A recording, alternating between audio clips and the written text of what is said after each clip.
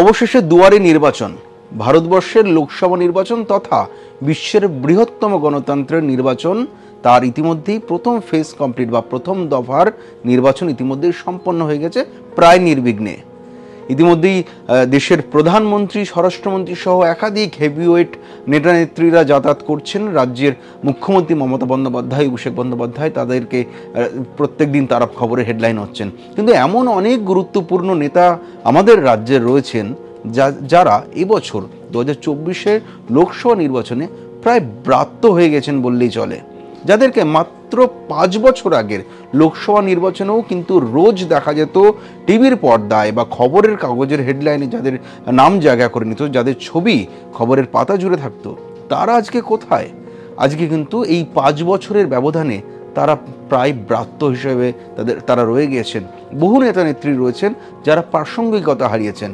5 বছর আগে লোকসভা নির্বাচনে যারা ছিলেন অতি প্রাসঙ্গিক, আজকে 5 বছর পর তাদের প্রাসঙ্গিকতাকে আতশ কাজ দিয়ে খুঁজতে হচ্ছে।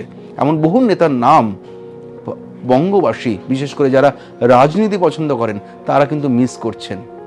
এই নামগুলো নিয়ে যদি আলোচনা করতে হয়, তাহলে সবার প্রথম যে নামটা ভেসে উঠছে সেটা হচ্ছে মুকুল রায়। কোথায় তিনি? প্রশ্ন করছেন অনেকেই। যারা রাজনীতির খবর রাখেন, যারা রাজনীতি নিয়ে আলোচনা করতে ভালোবাসেন, তারা কিন্তু এই ঠেকের আড্ডায় হোক বা যেখানেই হোক, তারা জিজ্ঞেস করছেন মুকুল রায় কোথায়। জানিয়ে রাখি, মুকুল রায় কিন্তু বেশ কয়েক বছর হলো তিনি গুরুতর অসুস্থ।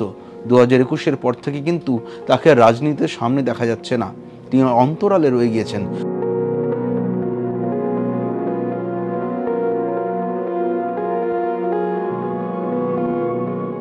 মুকুল রায়কে একসময় তৃণমূলের চাণক্য বলা হতো।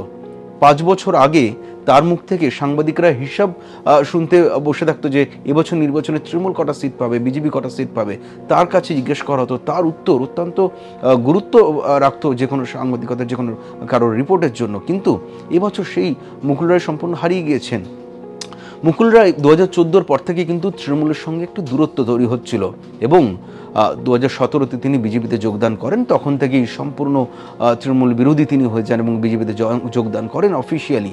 তারপরে আমরা দেখলাম 2019-এ, যে আজ থেকে 5 বছর আগে যে নির্বাচনের কথা বলছি, সেই নির্বাচনে অত্যন্ত গুরুত্বপূর্ণ রোল তিনি প্লে করেন, গুরুত্বপূর্ণ ভূমিকা তিনি নেন এবং 2019-এ বিজেপির যে 2 থেকে 18 সিটে পরিণত হলো, সেই অবদানের পেছনে মুকুল রায়ের বড় হাত রয়েছে বা গুরুত্ব রয়েছে বলে মনে করেন অনেকেই। এমনকি খোদ অমিত শাহ পশ্চিমবঙ্গে এসে কিন্তু এই ক্রেডিট তিনি মুকুল রায়কে দিয়েছিলেন। প্রকাশ্য সভামঞ্চ থেকে বলেছিলেন, মুকুল রায়ের কৃতিত্বের এই কথা তিনি স্বীকার করেছিলেন খোদ অমিত শাহ। এবং তারপর আমরা দেখলাম 2021 সালে পুনরায় তার তৃণমূলে প্রত্যাবর্তন। তারপর থেকেই তার রাজনৈতিক কেরিয়ার প্রায় দ্রুত গতিতে নিচের দিকে যেতে শুরু করলো। তার কারণ, তারপর থেকে তাকে আর প্রকাশ্যে দেখা যায়নি, তিনি অন্তরালে চলে গেলেন। যেটা জানা যাচ্ছে, তার পরিবারের সঙ্গে কথা বলে, তিনি এখনও গুরুতর অসুস্থ। 2021-এর পর থেকে কিন্তু তিনি অসুস্থ হন। বেশ বহুদিন তিনি হাসপাতালে ভর্তি ছিলেন। এই মুহূর্তে তিনি বাড়িতে রয়েছেন, কিন্তু বড় একা রয়েছেন। কারণ আজকে আর সেই ভিড় নেই তার বাড়িতে মুকুল রায়কে দেখতে বা তার সঙ্গে কথা বলতে, তার সঙ্গে সেলফি তুলতে, তার বক্তব্য শুনতে, তার থেকে পরামর্শ নিতে, তার থেকে জ্ঞান নিতে, তার সাথে আলোচনা করতে। আজ কিন্তু কোনো নেতা বা অনুগামী তার বাড়িতে পৌঁছায় না, ফলে তিনি বড়ই একা অনুভব করেন।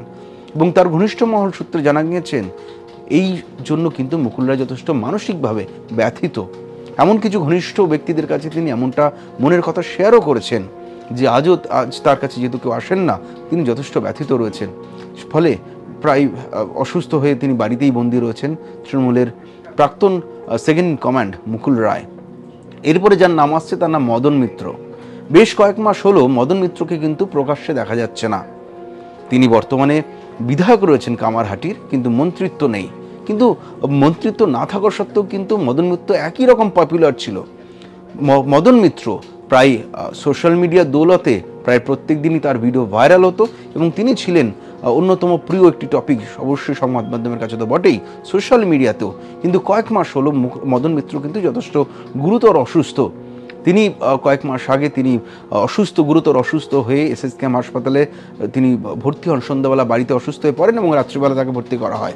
হাসপাতালে তিনি ভর্তি ছিলেন। ভর্তি থাকা অবস্থাতে তার খিঁচুনি ওঠে এবং তিনি পড়ে গিয়ে ফের হাত ভাঙেন হাসপাতালের মধ্যেই। এরপরে কিন্তু তার সেই যে অসুস্থতা শুরু হলো, এখনো পর্যন্ত তিনি সুস্থ পুরোপুরি স্বাভাবিক হননি। যেটা জানা যাচ্ছে তার ঘনিষ্ঠ সূত্রে, তিনি এখানকার নয়, তার ভবানীপুরের বাসভবনে তিনি থাকছেন না, তিনি কামারহাটির যে বাসভবন রয়েছে সেখানেই তিনি থাকছেন, দক্ষিণেশ্বরে। সেখানে তিনি থাকছেন এবং খুব একটা ফোন রিসিভ করছেন না, কারণ বিগত 7 দিন ধরে তাকে বহুবার চেষ্টা করা গিয়েছিল ফোনে কথা বলার, কিন্তু ফোন কিন্তু মদন মিত্র ধরছেন না, খুব কম কথা বলছেন এবং দেখাও করছেন বেশ বাছাই করা কিছু অনুগামীদের সঙ্গে, এবং মিডিয়াতে ইন্টারভিউ তিনি প্রায় বন্ধ করে দিয়েছেন, কারণ চিকিৎসকরা তাকে এখন সম্পূর্ণ বিশ্রাম নেওয়ার পরামর্শ দিয়েছেন এবং রাজনীতিতে আপাতত সরাসরি যুক্ত হতে বা কথা বলতে বারণ করা রয়েছে বলে আমরা জানতে পারছি। ফলে সম্পূর্ণ অন্তরালে চলে গিয়েছেন মদন মিত্র।